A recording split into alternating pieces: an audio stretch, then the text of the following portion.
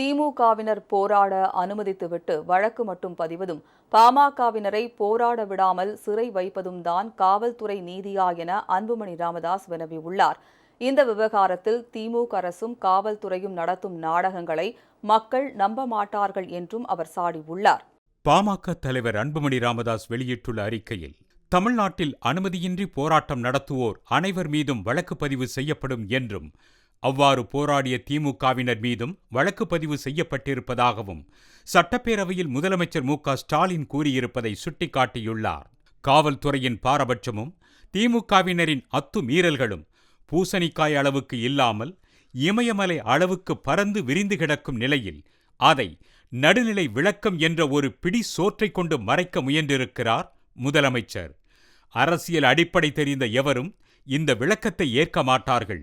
இப்படி ஒரு விளக்கத்தை கொடுத்த முதலமைச்சரை நினைத்தால் பரிதாபமாகத்தான் இருக்கிறது. அண்ணா பல்கலைக்கழக மாணவி திமுகவின் ஆதரவு பெற்றவரால் பாலியல் வன்கொடுமை செய்யப்பட்டது தொடர்பாக சட்டப்பேரவையில் இன்று கவன ஈர்ப்பு தீர்மானம் கொண்டுவரப்பட்டது. அதன் மீதான விவாதத்தில் பேசிய பாமக சட்டப்பேரவை கட்சி தலைவர் ஜி.கே. மணி, பாதிக்கப்பட்ட மாணவிக்கு நீதி கேட்டு பாமக சார்பில் அறிவிக்கப்பட்டிருந்த போராட்டத்திற்கு எதிராக காவல்துறை சார்பில் கட்டவிழ்த்து விடப்பட்ட அடக்குமுறைகளை சுட்டி காட்டினார்.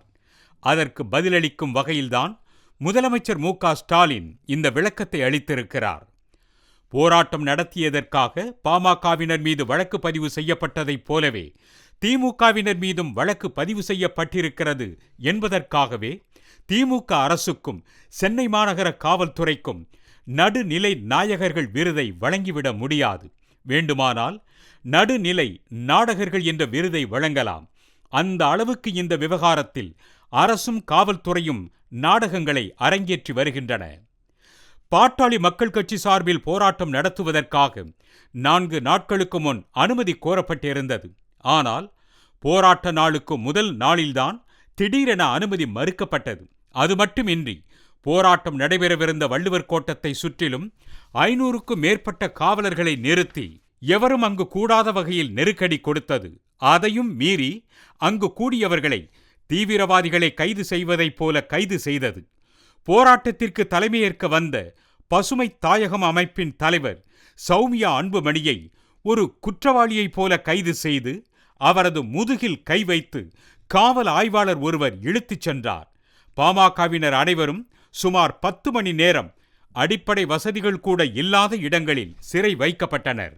ஆனால் திமுகவினர் அறிவிப்பு வெளியிட்ட 24 மணி நேரத்திற்குள்ளாக போராட்டம் நடத்தினர்.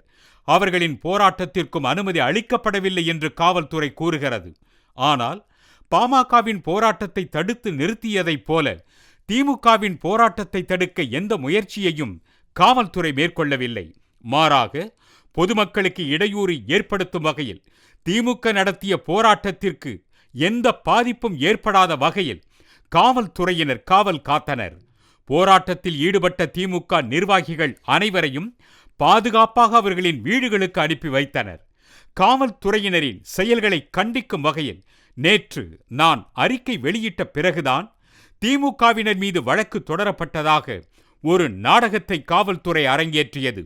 காவல்துறை நடுநிலையாக செயல்படுகிறது என்றால் அனுமதி இல்லாமல் நடத்தப்பட்ட திமுக போராட்டத்தை அனுமதித்தது ஏன்?